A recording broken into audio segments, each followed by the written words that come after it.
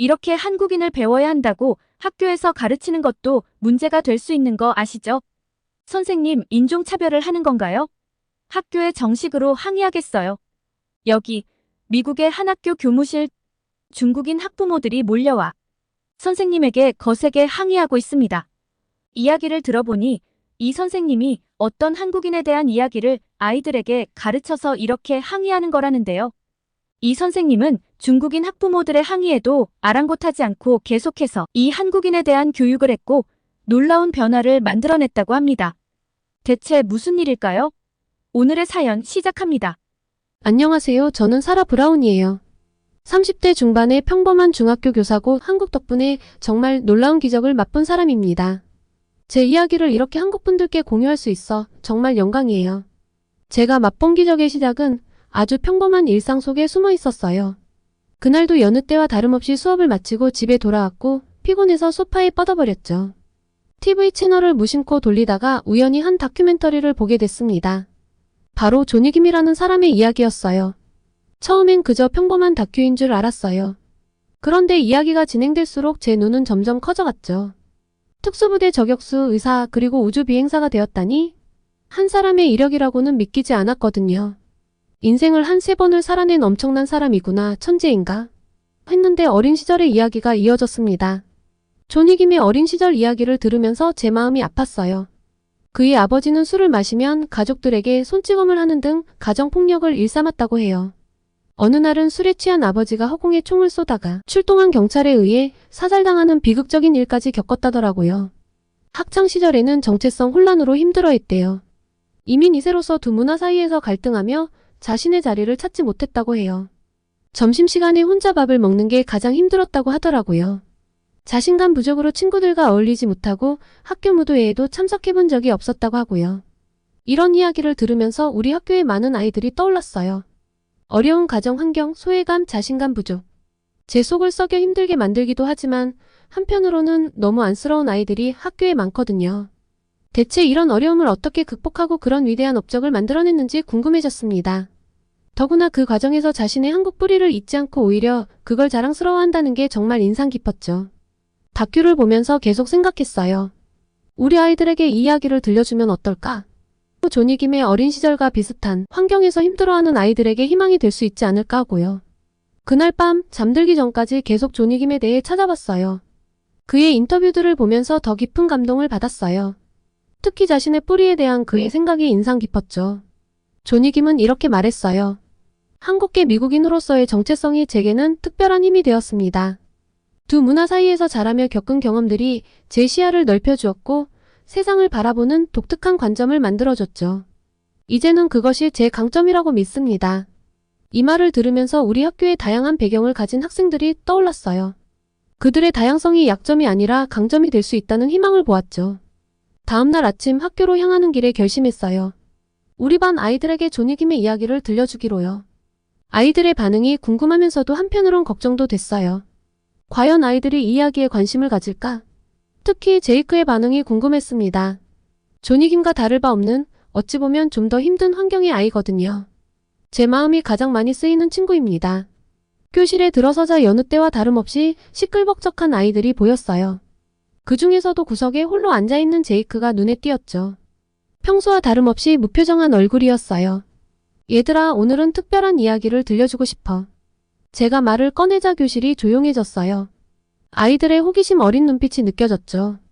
혹시 조니김이라는 사람을 알아? 대부분의 아이들이 고개를 저었어요. 그때 제이크의 눈빛이 살짝 변하는 걸 봤어요. 관심이 생긴 걸까요? 조니김은 우리나라에서 태어난 한국계 미국인이야. 그런데 그의 이야기는 정말 놀라워. 그렇게 저는 조니김의 이야기를 천천히 들려주기 시작했어요. 먼저 그의 부모님이 1980년대 초에 미국으로 이민 오셨다는 걸 말해줬죠. 아이들에게 조니김의 아버지가 주류 판매점에서 일주일에 6일씩 일하셨다는 것, 어머니는 초등학교에서 파트타임으로 일하셨다는 걸 설명했어요. 그 다음엔 조니김의 어려웠던 학창시절에 대해 이야기했습니다. 그가 얼마나 소심하고 자신감 없는 아이였는지, 점심시간에 혼자 밥 먹는 게 얼마나 힘들었는지를 아이들에게 들려줬죠. 많은 아이들이 놀라는 눈치가 보였죠. 점점 더 아이들이 몰입하고 있었습니다. 그리고 조니김이 어떻게 그 모든 어려움을 극복했는지 설명했어요. 고등학교를 졸업하고 해군에 입대해 네이비실이 된 과정, 또 100번이 넘는 전투에 참여해 은성 훈장과 동성 훈장을 받았다는 걸 이야기했죠. 아이들의 눈이 커지는 게 보였어요. 아이들의 마음이 움직이는 느낌이 들어 신이 났습니다. 그리고 의사가 되기로 결심한 이야기, 하버드 의대를 졸업하고 응급의학과 의사가 된 과정도 들려줬어요. 마지막으로 나사에 지원해서 1600대 1의 경쟁률을 뚫고 우주비행사가 된 이야기를 했죠. 그 부분에서는 교실이 술렁이었어요. 처음 조니김의 이야기를 접했던 저처럼 쉽사리 믿기 힘든 눈치였죠. 아이들에게 조니김이 이룬 이 모든 과정이 쉽지 않았다는 걸 강조했어요. 하지만 포기하지 않고 꿈을 향해 노력하면 무엇이든 이룰 수 있다는 걸 조니김의 이야기를 통해 전하고 싶었죠. 아이들의 반응은 제 예상을 뛰어넘었어요. 처음엔 무표정하게 듣던 아이들도 점점 이야기에 빠져들더라고요. 특히 제이크의 변화가 눈에 띄었어요. 평소엔 무관심한 표정이었는데 이야기가 진행될수록 눈빛이 달라지는 게 보였거든요. 조니김의 이야기를 처음 들려준 그날 이후 우리 반 분위기가 조금씩 바뀌기 시작했어요. 특히 제이크의 변화가 눈에 띄었죠. 예전엔 수업 시간에 늘 잠만 자던 아이였는데 이제는 가끔 고개를 들고 제 이야기를 듣곤 했거든요. 하지만 여전히 제이크는 문제아였어요. 다른 아이들과 잘 어울리지 못하고 숙제도 거의 안 해오고. 그래서 어느 날 저는 제이크를 따로 불렀어요. 제이크, 잠깐 이야기 좀 할 수 있을까? 제이크는 무뚝뚝하게 고개를 끄덕였어요. 그 모습이 왠지 조니김의 어린 시절과 겹쳐 보이더라고요. 너 요 근래 나를 가장 반짝이며 봤을 때가 언젠지 알아? 대답을 하지 않더군요. 부드럽게 웃으며 말을 이어갔습니다. 조니김 이야기를 들려줄 때 유일하게 안 졸고 나를 쳐다보던데. 혹시 그의 이야기에서 흥미로운 게 있었니? 제이크는 잠시 망설이다가 입을 열었어요. 그냥 그 사람도 어릴 때 저랑 비슷했다고 해서 호기심이 좀 갔던 것 뿐이에요. 그 말을 듣는 순간 저는 가슴이 뭉클해졌어요. 제이크가 조니김의 이야기에서 자신을 발견했다는 걸 알게 됐거든요. 변화에 싹이 생길 수 있다는 희망을 보았습니다. 그래, 맞아. 조니김도 너처럼 어려운 시절을 보냈어. 하지만 그는 그걸 극복하고 대단한 사람이 됐지. 처음 그 이야기를 접했을 때 나도 놀랐어. 제이크의 눈빛이 흔들리는 게 보였어요. 그래서 저는 수업 시간에 말했던 것보다 더 자세하게 조니김의 이야기를 들려주기 시작했습니다. 가정폭력에 시달렸던 이야기, 학창시절의 왕따였던 이야기, 그리고 어떻게 그 모든 것을 이겨냈는지. 제이크, 내가 얼마나 힘든 상황인지 잘 알아. 내 아버지가 술 문제로 집을 나가셨고 어머니 혼자 너희 3남매를 키우느라 고생하시는 걸 봤어. 내가 아르바이트를 하면서 동생들을 돌보고 있다는 것도 알고 있어. 학교에서도 따돌림 당하고 성적 때문에 스트레스 받는 것도 다 알고 있단다. 하지만 제이크, 조니김도 너와 비슷한 상황이었어. 그의 아버지도 폭력적이었고 가정 형편도 어려웠지. 학교에선 왕따였고 자신감도 없었대. 그래도 그는 포기하지 않았어. 그리고 봐, 지금은 우주비행사가 되었잖아. 난 너가 조니김과 닮은 것 같아, 제이크. 내 안에도 그와 같은 힘이 있다고 믿어. 지금은 힘들겠지만 넌 반드시 이 상황을 극복할 수 있을 거야. 내가 가진 잠재력은 정말 대단해. 난 내가 무엇이든 될 수 있다고 믿어. 조니김처럼, 아니 어쩌면 그 이상으로 대단한 사람이 될 수 있을 거야. 힘들 때마다 기억해. 넌 혼자가 아니야. 내가 항상 곁에 있을 거고 널 응원하고 있어. 우리 함께 이 어려움을 이겨내보자. 어떤 게 필요하든 말해줘. 내가 할 수 있는 한 모든 도움을 줄게. 제이크는 고개를 숙인 채 아무 말도 하지 않았어요. 하지만 그의 어깨가 살짝 떨리는 걸 봤죠. 뭔가 변화가 시작된 것 같았습니다. 그 후로 저는 제이크에게 더 많은 관심을 기울였어요. 수업 시간에 질문도 더 자주 하고 쉬는 시간에도 종종 이야기를 나눴죠. 처음엔 제이크가 어색해했지만 점점 마음을 열기 시작했어요. 어느 날 제이크가 숙제를 해왔더라고요. 비록 모든 문제를 다 풀진 못했지만 그래도 노력한 흔적이 보였어요. 저는 정말 기뻤죠. 제이크, 정말 잘했어. 이렇게 노력하다 보면 넌 반드시 성공할 거야. 제이크의 얼굴에 살짝 미소가 번졌어요. 그 모습을 보는 순간 저는 확신했죠. 제이크도 변할 수 있다고요. 하지만 모든 게 순탄하진 않았어요. 어느 날 제이크가 다른 아이와 싸워서 교무실에 불려갔거든요. 저는 얼른 달려갔죠. 제이크, 무슨 일이야? 제이크는 고개를 숙인 채 대답하지 않았어요. 하지만 저는 포기하지 않았죠. 내가 화가 난 이유를 말해줄 수 있어? 우리 같이 해결해보자. 그제서야 제이크가 입을 열었어요. 알고 보니 다른 아이가 제이크의 가정 형편을 놀렸던 거예요. 저는 제이크의 손을 잡았죠. 제이크, 내가 얼마나 화났을지 이해해. 하지만 폭력은 해결책이 될 수 없어. 조니김도 비슷한 상황을 겪었지만 그는 폭력 대신 자기 개발을 선택했어. 제이크의 눈에 눈물이 고이는 걸 봤어요. 그 순간 저는 제이크를 꼭 안아주었죠. 넌 혼자가 아니야, 제이크. 난 항상 내 편이야. 우리 함께 이겨내보자. 그 일 이후로 제이크의 변화는 더욱 뚜렷해졌어요. 수업 태도도 좋아지고 다른 아이들과도 조금씩 어울리기 시작했죠. 물론 여전히 문제가 있긴 했지만 확실히 나아지고 있었어요. 어느 날 제이크가 제게 물었어요. 선생님, 저도 조니김처럼 될 수 있을까요? 저는 미소 지으며 대답했죠. 물론이지, 제이크. 넌 이미 그렇게 되어가고 있어. 조니김도 하루아침에 변한 게 아니야. 매일 조금씩 노력한 결과야. 제이크의 눈에서 처음으로 희망의 빛을 봤어요. 그 순간 저는 제가 옳은 일을 하고 있다는 확신이 들었죠. 이렇게 제이크와의 특별한 여정이 시작됐어요. 물론 아직 갈 길이 멀었지만 저는 믿었어요. 제이크가 그리고 우리 반 모든 아이들이 각자의 잠재력을 꽃피울 수 있다고요. 조니김의 이야기가 그 씨앗이 되어줬죠. 이제 그 씨앗이 어떻게 자랄지 정말 기대됐어요. 제이크의 변화는 정말 놀라웠는데요. 처음엔 조금씩 그러다 눈에 띄게 달라지기 시작했죠. 어느 날 제이크가 수업 시간에 손을 들었어요. 그것도 자발적으로요. 선생님, 이 문제 어떻게 푸는지 설명해 주실 수 있나요? 순간 교실이 조용해졌어요. 다들 제이크가 수업에 참여하는 걸 처음 봤거든요. 저는 얼른 미소 지으며 대답했죠. 물론이지, 제이크. 정말 좋은 질문이야. 그날 이후로 제이크는 수업 시간마다 적극적으로 참여하기 시작했어요. 질문도 하고 발표도 했습니다. 때로는 틀리기도 했지만 그래도 포기하지 않았죠. 그리고 이 노력은 달라진 성적으로 증명됐습니다. 제이크가 시험 결과를 받고 환하게 웃는 걸 봤죠. C를 받았더라고요. 예전에 F에서 많이 올랐죠. 아니, 옳은 수준이 아니었습니다. 예전엔 그냥 백지를 제출했었거든요. 제이크 정말 대단해.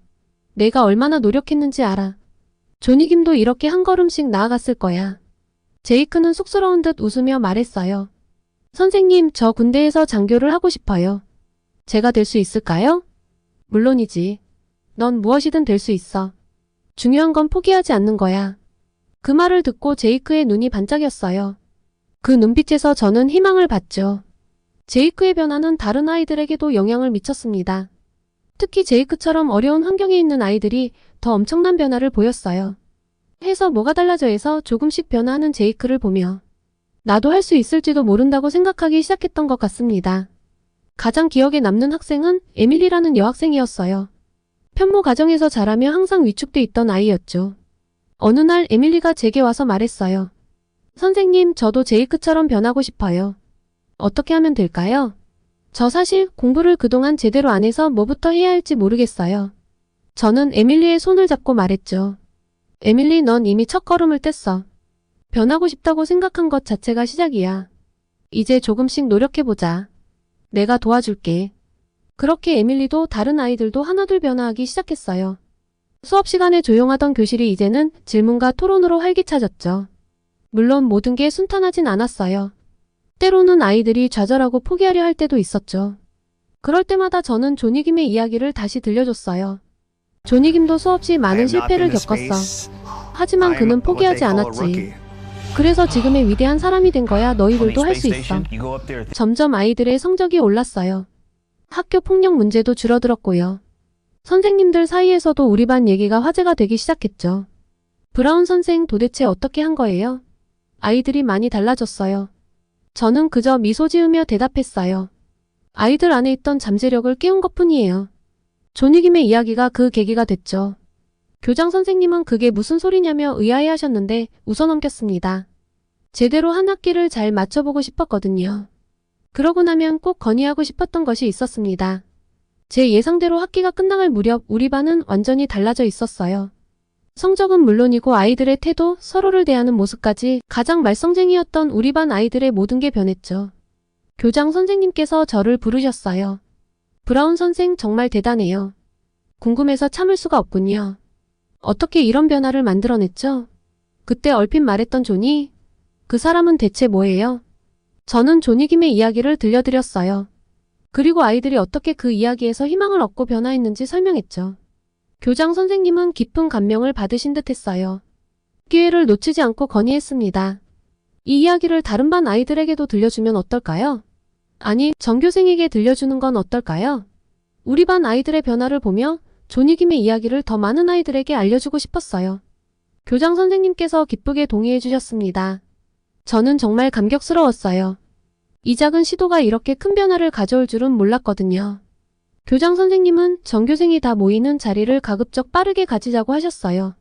저는 조금 부담스럽기도 했지만 동시에 가슴이 뛰었어요. 더 많은 아이들에게 희망을 줄 수 있다는 생각이 들었으니까요. 교장 선생님, 이번 시도가 좋은 결과를 가지고 오겠죠? 교장 선생님은 환하게 웃으셨죠. 물론이에요, 브라운 선생. 당신이 만들어낸 변화를 봤잖아요. 이건 우리 학교 전체에 필요한 이야기예요. 그렇게 우리는 전교생 대상 특별 강연을 준비하기 시작했어요. 제가 존익임의 이야기를 들려주고 우리 반 아이들이 자신들의 변화 경험을 나누는 식으로요. 준비 과정에서 제이크가 제게 와서 말했어요. 선생님, 저도 이야기하고 싶어요. 제가 어떻게 변했는지 솔직하게 제 이야기를 나누면 다른 친구들에게도 도움이 될 것 같아요. 제 눈시울이 뜨거워졌어요. 정말 고마워, 제이크. 내 이야기가 다른 친구들에게 큰 힘이 될 거야. 드디어 강연 당일 강당은 학생들로 가득 찼어요. 저는 긴장된 마음으로 단상에 섰죠. 여러분, 오늘 저는 여러분에게 특별한 사람의 이야기를 들려주려 해요. 그의 이름은 존익임입니다. 존익임의 이야기를 들려주는 동안 강당은 점점 조용해졌어요. 아이들의 눈빛이 달라지는 게 보였죠. 특히 어려운 환경의 아이들이 더 집중해서 듣는 것 같았어요. 이어서 제이크가 나와 자신의 이야기를 했어요. 처음엔 떨리는 목소리였지만 점점 또렷해졌죠. 저는 공부도 못하고 싸움만 하는 문제아였어요. 하지만 존익임의 이야기를 듣고 변하기로 마음먹었어요. 지금은 미군에 가서 장교가 되는 게 꿈이에요. 그냥저냥 살다가 이대로 죽겠지 하던 제가 이제는 꿈을 가지고 살고 있습니다. 제이크의 이야기가 끝나자 강당에서 큰 박수 소리가 터져나왔어요. 몇몇 아이들의 눈에선 눈물이 고이는 것도 보였죠. 강연이 끝난 후 많은 아이들이 저에게 다가왔어요. 선생님, 저도 변하고 싶어요. 저도 꿈을 가져도 될까요? 라고 물어보는 아이들의 모습에 가슴이 뭉클했죠. 하지만 모든 게 순조롭지만은 않았어요. 며칠 후 교장실로 불려갔거든요. 들어가 보니 몇몇 학부모님들이 계셨어요. 대부분 중국계 학부모님들이었죠. 이게 무슨 소리입니까? 왜 하필 한국계 미국인의 이야기를 들려주는 거죠? 이건 명백한 인종차별이에요. 한 어머님이 화를 내며 말씀하셨어요. 저는 당황했지만 침착하게 대답했죠. 학부모님, 존익임의 이야기는 인종과 관계없이 모든 사람에게 희망을 줄 수 있는 이야기예요. 그의 성공 비결은 인종이 아니라 끈기와 노력이었어요. 하지만 도저히 진정을 하지 않더군요. 이번엔 다른 아버님이 가세했어요. 우리 문화에도 자랑스러운 이민자들이 많아요. 왜 하필 한국인이어야 하죠? 아이들에게 편견을 심어줄 수 있는 교육을 하다니 교사로서 자질이 부족하군요. 심지어 어떤 학부모는 교육청에 민원을 넣겠다고 협박하기도 했어요. 이런 편파적인 교육을 그냥 둘 순 없어요. 상부에 알리겠습니다. 법적 조치도 고려하고 있다고요. 학부모들의 목소리가 점점 커지고 분위기가 험악해지는 걸 느낄 수 있었어요. 이 상황을 어떻게 해결해야 할지 막막했죠. 이때 교장 선생님이 나서셨어요. 여러분, 잠시만 들어주세요. 존익임의 이야기는 단순히 한 인종의 성공 스토리가 아닙니다. 이건 어려운 환경을 극복하고 꿈을 이룬 보편적인 이야기입니다. 우리 아이들에게 꼭 필요한 메시지죠. 교장 선생님은 이어서 우리 반의 변화에 대해 설명하셨어요. 성적이 오르고 학교 폭력이 줄어들고 아이들이 꿈을 갖게 된 이야기를 들려주셨죠. 이건 단순한 이야기가 아니라 우리 아이들에게 희망을 주는 도구입니다. 인종을 떠나 모든 아이들에게 도움이 될 거예요. 이 점을 이해해 주셔야 합니다. 학부모님들의 표정이 조금씩 누그러지는 게 보였어요. 한 학부모님이 말씀하셨죠. 알겠습니다. 하지만 앞으로는 다양한 배경의 성공 스토리도 들려주면 좋겠네요. 교장 선생님은 기쁘게 동의하셨어요. 물론입니다. 우리는 모든 학생들에게 균형 잡힌 교육을 제공할 거예요. 하지만 지금은 존익임의 이야기가 우리 아이들에게 꼭 필요하다고 생각합니다. 약간의 소동이 있었지만 우리 학교의 변화는 차근차근 진행되고 있었습니다. 그리고 놀라운 변화는 제이크와 에밀리, 우리 반을 넘어 이젠 학교 전체로 퍼졌죠. 복도를 걸을 때마다 느껴지는 활기찬 분위기, 수업 시간의 열정적인 토론, 쉬는 시간에 서로를 돕는 아이들의 모습까지 모든 게 새로워졌죠. 특히 제이크의 변화는 정말 놀라웠어요. 이제 그는 학교의 모범생이 되었고 친구들에게 인기를 얻었습니다. 매일 아침 일찍 와서 공부하고 수업 시간에는 항상 적극적으로 참여해요. 더 감동적이었던 건 스스로 남들을 돕고자 하는 시도까지 했다는 거예요. 어느 날 제이크가 저를 찾아와서 이야기하더군요. 선생님, 제가 동아리를 만들고 싶어요. 어려운 처지에 있는 친구들을 돕는 동아리요. 저는 깜짝 놀랐어요. 와, 정말 멋진 생각이구나. 어떤 활동을 하고 싶어? 제이크의 눈이 반짝였어요. 공부를 도와주고 고민 상담도 해주고 제가 선생님께 받은 도움을 다른 친구들에게도 나눠주고 싶어요. 그 순간 제 눈에 눈물이 고였어요. 제이크가 이렇게 성장할 줄 몰랐거든요. 제이크의 동아리는 금세 인기를 끌었어요. 많은 학생들이 참여했고 서로 돕는 문화가 학교 전체로 퍼져갔죠. 성적이 오르는 것은 물론이고 학교 폭력도 눈에 띄게 줄어들었어요. 제이크는 어떻게 되었냐고요? 멋지게 대학에 진학했고 ROTC 장학생으로 선발되었습니다. 대학 학비도 지원받고 졸업 후엔 장교로 인간할 수 있는 기회를 얻은 거죠. 온 학교가 축하 분위기에 휩싸였어요. 제이크는 흥분된 목소리로 말했어요. 선생님, 제가 꿈꾸던 거예요. 대학에서 공부하면서 군사훈련도 받고 졸업하면 장교가 될 수 있어요. 나중에는 의무병가를 지원해서 군의관이 되고 싶어요. 조니김처럼요. 제이크의 성공 소식은 다른 학생들에게도 큰 자극이 되었어요. 제이크가 할 수 있다면 나도 할 수 있어. 라는 생각이 학생들 사이에 퍼져나갔죠. 특히 어려운 환경에서 자란 학생들에게 큰 희망이 되었어요. 조니김의 이야기로 시작된 작은 변화가 이렇게 큰 파도를 만들어낼 줄 몰랐어요. 한 사람의 이야기가 수많은 사람들의 삶을 바꿀 수 있다는 걸 직접 목격한 거죠. 이제 우리 학교의 모든 학생들이 각자의 꿈을 향해 달려가고 있어요. 제게 이런 보람을 느끼게 해준 조니김, 그리고 그의 뿌리인 한국에 진심으로 감사드려요. 앞으로 또 학교에 좋은 소식이 있다면 메일 보내겠습니다. 다들 건강한 여름 보내세요. 너 한국에 다녀온 뒤로 너무 이상해졌어. 정말 왜 그러는 거야? 여기 이탈리아의 가정집. 한 여학생을 두고 친구들이 이해할 수 없다는 표정으로 답답해하고 있습니다. 한국에 다녀온 뒤로 친구가 좀 이상해졌다고 하는데요. 대체 무슨 일일까요? 오늘의 사연 시작합니다. 안녕하세요. 저는 이탈리아 밀라노에 살고 있는 대학생 발렌티나라고 합니다. 오늘 제가 메일을 보낸 건 제 친구 줄리아와 관련된 이야기를 하기 위해서인데요. 저와 줄리아 그리고 소피아까지 이렇게 셋은 정말 친한 친구예요. 저희는 한 동네에서 같이 자라난 소꿉친구인데요. 대학도 나란히 진학했답니다. 학과는 다르지만 같은 대학에 다니다 보니 일상생활을 거의 대부분 함께하죠. 늘 모든 걸 함께하던 저희의 일상에 한 가지 변화가 생겼어요. 줄리아가 교환학생으로 6개월 동안 한국에 가게 된 거예요. 줄리아는 건축학과인데요. 평상시에 한국의 주거문화에 대해서 굉장히 관심이 많았거든요. 꼭 한번 한국에 가보고 싶다며 그렇게 노래를 부르더니 소원 성취를 하게 된 셈이죠. 그래서 저희가 엄청나게 축하를 해줬습니다. 한국으로 떠나기 전날 파티도 해줬죠. 6개월 동안 줄리아가 한국에서 지내는 동안은 연락을 잘 못했어요. 사이가 멀어졌냐고요? 그게 아니라 시차 때문에 연락이 쉽지 않더라고요. 저희가 아침 8시 한창 학교 갈 준비로 바쁠 때, 서울은 오후 4시 줄리아가 바쁘게 생활을 할 때라서 연락 타이밍이 잘 안 맞았으니까요. 가끔 연락을 하면 한국 칭찬을 입이 마르도록 하며 너희도 꼭 왔으면 좋겠다고 했는데 저나 소피아는 사실 한국에 별 관심이 없었거든요. 저희 전공하고 거리도 멀고 다른 나라에 가서 산다는 건 선택지가 없었기 때문에 줄리아의 한국 칭찬을 들으며 한국에서 만족스럽게 지내나 봐. 다행이야 한 정도죠. 문제는 줄리아가 6개월간의 교환학생 생활을 끝내고 이탈리아로 돌아와서 시작이 되었습니다. 줄리아가 원래 정말 활달하고 재미있는 친구거든요. 친구들을 이끌고 다니는 성격이라 집에 잘 안 있고 늘 어딘가 돌아다니고 여행도 좋아해요. 아마 그런 성격이라 한국에서도 잘 적응해서 지냈겠지 싶었고요. 그런데 애가 이탈리아로 돌아와서는 연락도 잘 안 받고 만나자고 해도 나오질 않는 거예요. 처음엔 피곤하니까 그랬겠지 했는데 하루 이틀이 지나도 이러니까 너무 이상했죠. 원래 줄리아가 돌아오면 같이 여행을 가려고 했거든요. 이건 줄리아가 한국 가기 전에 저희와 약속을 했던 거예요. 한국에서 돌아오면 대학교 방학기간이니 우리 가까운데 기차 여행을 가자고 약속했었는데 그 여행도 가기 싫다고 하더라고요. 무슨 제안을 해도 거절하는 것도 모자라 원래 약속도 취소하다니 이건 좀 아니잖아요. 한 달 가까이 이런 식이었는데 짜증이 나다가 나중엔 걱정이 되기 시작하더라고요. 별별 생각을 다 해봤는데 얘가 혹시 이상한 종교에 빠진 건 아닌가 싶기도 했고요. 전화나 문자로는 한계가 있으니 직접 만나야겠다는 생각이 들어 저랑 소피아가 줄리아 집을 찾아갔습니다. 그런데 저희는 너무 충격을 받았어요. 줄리아 어머니 말씀으로는 집에서도 많이 무기력해한다고 하시더라고요. 애가 너무 우울해하고 이탈리아 대학을 다니기 싫고 한국에 다시 돌아가고 싶단 이야기밖에 안 한다고요. 무슨 이야기를 해도 결론은 한국은 안 그랬는데 이탈리아는 이게 문제야.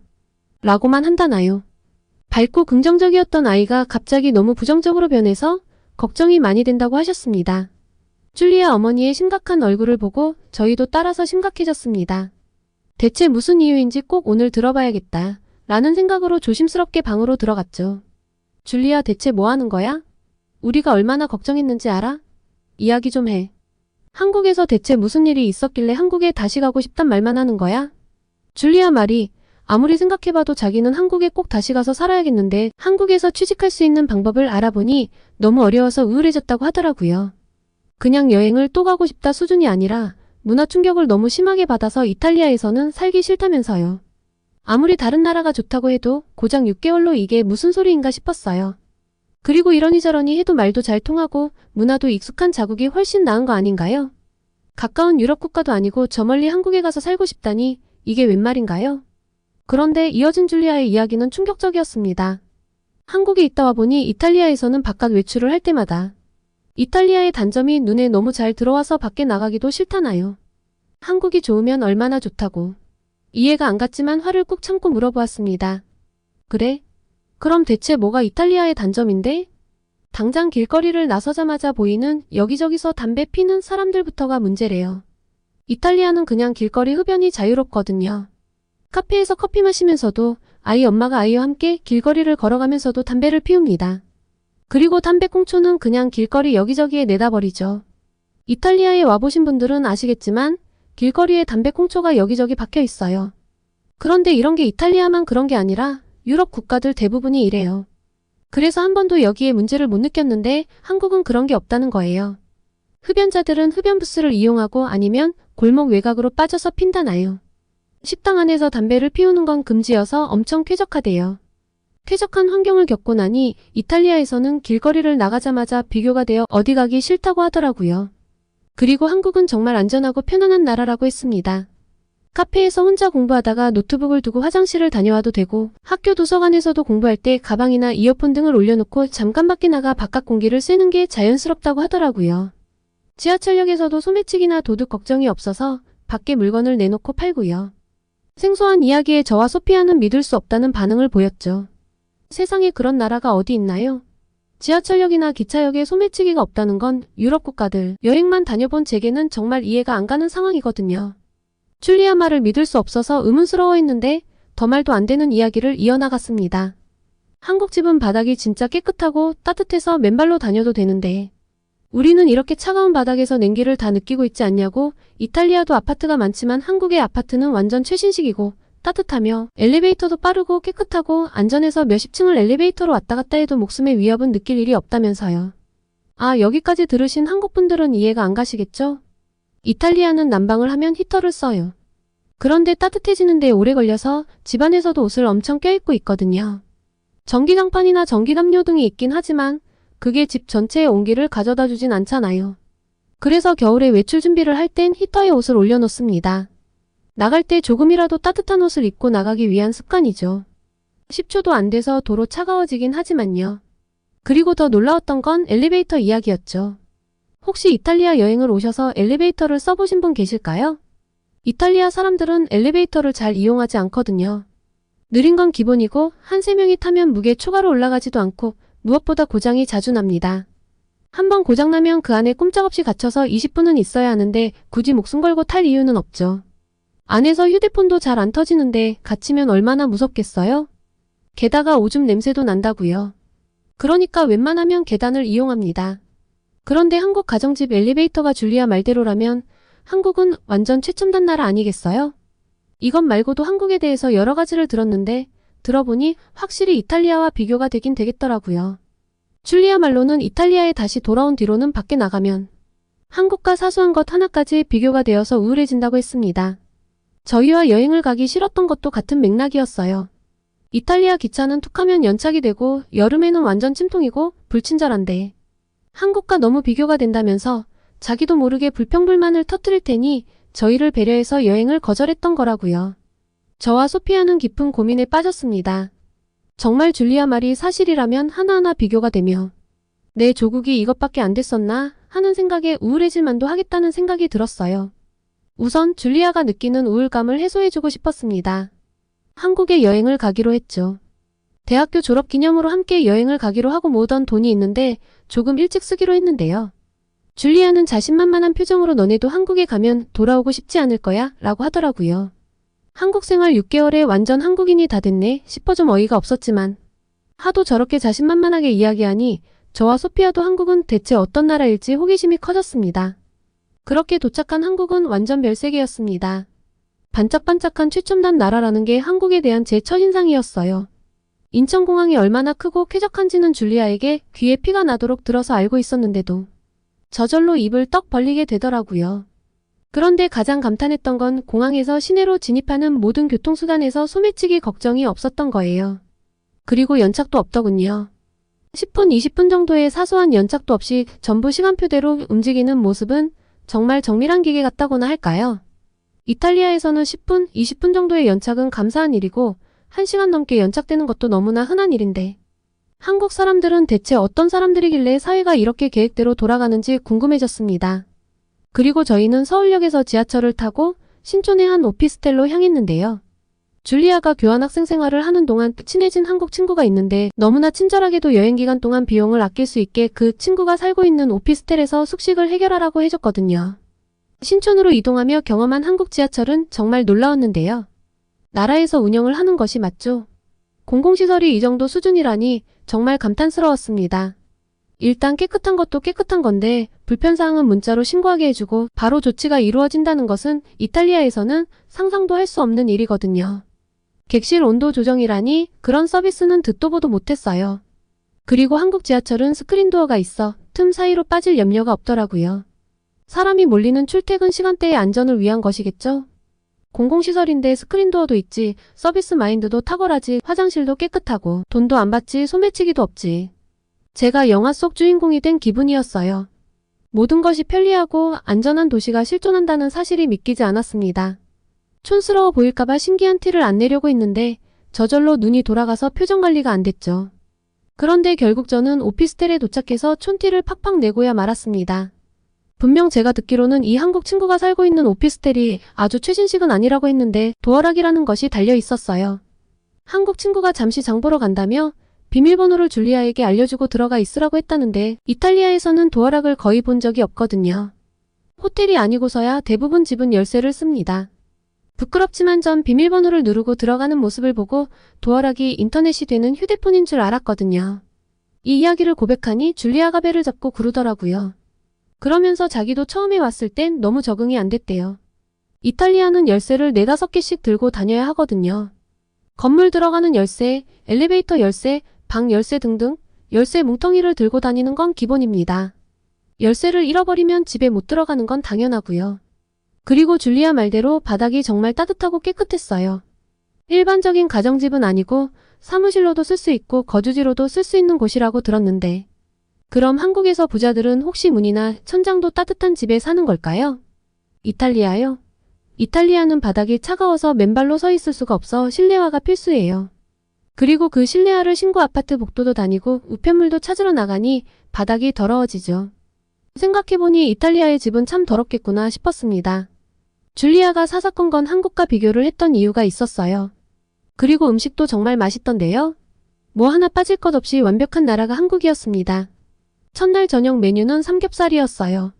한국에 왔으면 꼭 삼겹살과 소주를 먹어야 한다는 줄리아의 강력한 추천으로 먹었는데요. 저 사실 고기를 별로 안 좋아하거든요. 누린내 때문인가 고기 요리는 영 제 취향이 아니지만 여행을 온 김에 먹어봤는데요. 아주 끝내줬어요. 채식은 한국에서는 불가능하겠다는 생각이 들었습니다. 줄리아가 한국에서는 잘 안 먹던 식재료도 다 먹게 된다고 했는데 이유를 알겠더라고요. 하지만 무엇보다 좋은 건 안전함이었어요. 말도 안 통하는 외국에 와 있는데 느껴지는 이런 편안함이 생소하면서도 좋더라고요. 저는 관광도 좋았지만 이렇게 한국에서의 소소한 순간들 하나하나가 정말 이탈리아와 비교가 많이 되고 또 한국의 장점이 크게 느껴졌는데요. 가장 인상적인 건 저녁을 먹고 산책을 할 수 있던 거예요. 그리고 밤늦은 시간이지만 돌아가는 길에 편의점에서 필요한 물건도 살 수 있었죠. 그것도 편의점이 멀리 있지도 않고 오피스텔 아래 바로 있더라고요. 다들 슬리퍼를 끌고 나와 밤늦은 시간에 필요한 걸 사가는데 아무도 감탄하지 않는 것이 저는 더 놀라웠습니다. 이탈리아에서는 밤에 밖에 나가서 산책을 한다든가 자전거를 타는 건 상상도 할 수 없거든요. 그건 너무 위험한 일이니까요. 편의점이 이렇게 가깝게 있지도 않아요. 필요한 건 미리미리 사둬야 하죠. 이런 놀라운 일상을 아무렇지 않게 즐기다니 한국 사람들이 참 부러웠어요. 그리고 저희가 한강공원도 갔었는데요. 밤늦게까지 야간 조깅을 하거나 자전거를 타고 다니는 사람들도 많더라고요. 그리고 돌아오는 길도 노래방이며 편의점이며 식당이 반짝반짝해서 즐길 것도 많고요. 한국 여행을 오기 전 찾아봤던 자료에서 잠들지 않는 나라가 한국이라고 하던데 무슨 소리인가 했거든요. 와보니까 바로 이해가 갔습니다. 제가 한강공원 사진을 찍어서 가족들에게 보내니 이 시간에 바깥이냐며 기절하시려고 하더라고요. 너무 걱정하셔서 여기가 얼마나 밝고 사람들이 많은지 동영상을 전송해드렸는데 드라마나 영화 촬영 중 아니냐며 믿질 못하시더라고요. 제가 이제 지하철 타고 돌아갈 거야 하니까 말문이 막혀버리셨고요. 아마 한국에 와본 적 없는 유럽인들이라면 다들 기절할 만한 일이죠. 이탈리아에서 만약 어쩔 수 없이 직장에서 야근을 한다면 어떻게 하냐고요? 대중교통으로 밤 12시가 넘어 다닌다는 건 범죄를 당하겠다고 선언을 한 거나 마찬가지이니 가족 중 한 명이 차량으로 데리러 와줘야죠. 한국에서의 경험을 통해 저는 줄리아가 이탈리아로 돌아와 우울해진 걸 이해할 수 있었습니다. 이탈리아에서만 지낼 땐 다들 그러고 사니까 그러려니 했지만 너무나 완벽한 사회에 있다가 돌아가니 비교가 될 수밖에 없었을 거예요. 또 줄리아가 외향적이라서 밖을 다니고 사람들 만나는 것도 좋아하니 당연히 마음에 들 수밖에 없었겠죠. 관광을 하며 명소를 보고 맛집을 가는 것도 좋았지만 사실 이렇게 사소하다면 사소한 순간들이 모여 한국에 대한 좋은 인상을 만들어줬습니다. 사실 좋은 인상을 넘어섰죠. 한국인들에 대한 부러움이 마음속 깊이 차올랐어요. 정말 사소하게는 길거리에 주차가 된 차나 따릉이라는 자전거를 보고도 부러웠는걸요. 이유요? 이탈리아에서는 차 부품을 훔쳐가는 일이 잦거든요. 저렇게 길거리에 주차해 놓으면 누군가가 바퀴를 떼어가서 팔아버리죠. 자전거요? 이탈리아도 자전거 렌트 앱이 있는데 조회해보면 보통 강가에 있는 걸로 나옵니다. 제자리에 돌려놓지 않고 강가에 던져버리고 마는 거죠. 그런데 한국은 다들 제자리에 가져다 놓더라고요. 이런 게 다 시민의식 성숙함의 차이 아닐까요? 그리고 마지막 일정까지 한국은 제게 부끄러움과 놀라움을 주었어요. 저는 역사 전공이라서 꼭 박물관에 가보고 싶었는데요. 광화문이라는 곳에 가면 박물관 3개가 모여 있다고 해서 광화문으로 향했습니다. 특히 흥미로운 건 고궁 박물관이었습니다. 나중에 직접 고궁도 가서 한복도 입어보고 사진도 찍어봤는데 박물관에서 먼저 역사를 확인하고 가니까 더 재미있더라고요. 서울의 빌딩숲 사이 고궁이라는 것도 신기했지만 일본에 의해 훼손되기 전 진짜 크고 거대한 경복궁의 모습을 보며 이전의 조선시대 문화가 얼마나 융성했었는지 알 수 있어서 더 놀라웠습니다. 아시아 역사, 특히 한국의 역사에 대해서도 좀 더 관심을 가져야겠다고 생각했어요. 그런데 이 박물관들을 둘러보다가 저는 이탈리아의 현실에 환멸이 났습니다. 보통 이런 박물관들은 다들 정신이 팔려서 구경을 하고 관광객도 많이 찾는 곳이니 이탈리아에서는 아주 긴장을 하고 관람을 해야 해요. 가방은 앞으로 돌려서 꽉 잡고 있어야 하고 휴대폰도 조심해야 하고요. 그런데 다들 너무 여유롭더라고요. 가방을 앞으로 돌려서 꽉 껴안은 사람은 저와 소피아밖에 없었습니다. 부끄러운 마음에 스르르 손을 풀어서 편안하게 가방을 들었는데요. 헛웃음이 나오더군요. 이탈리아로 돌아가며 줄리아에게 고백했습니다. 너가 이탈리아에 있기 싫다고 한 게 이해가 정말 많이 된다고요. 문화 충격을 받았단 말이 이해가 가지 않았는데 도착하는 순간부터 떠나기 직전까지 한국의 아주 사소한 하나하나가 모두 놀라웠는데 6개월이나 살았던 너는 더 했겠지 했더니 빙그레 웃어주던데요. 다행히 줄리아의 우울함은 한국 여행을 통해 사라졌습니다. 다시 와보니 꼭 한국에서 취업을 하고 싶다는 동기가 강력해졌대요. 그래서 우선 한국어 공부도 하고 차근차근 열심히 노력을 해보려고 한다고 했습니다. 저는 전공 때문에 아마 한국에 와서 살긴 어렵겠지만 줄리아가 한국에 가면 저도 한국을 그 핑계대고 자주 갈 수 있지 않을까 슬며시 기대를 해보려고 합니다. 한국에서 취업을 할 수 있는 기회라도 있는 줄리아가 너무 부러울 뿐이에요. 제 친구 줄리아의 한국 취업 응원 많이 해주세요. 오늘은 세계 최고의 스펙을 자랑하는 한국계 미국인을 미국 교사들이 아이들에게 가르치게 된 이야기, 이탈리아 여대생이 친구가 한국을 사랑하는 이유를 이해하게 된 이야기, 이렇게 2가지 이야기를 들려드렸습니다. 오늘의 사연 어떠셨나요? 오늘의 사연이 마음에 드셨다면 구독과 좋아요를 눌러주세요. 여러분의 구독과 좋아요는 계속해서 좋은 사연을 소개할 수 있는 힘이 됩니다. 이상 감동저장소였습니다.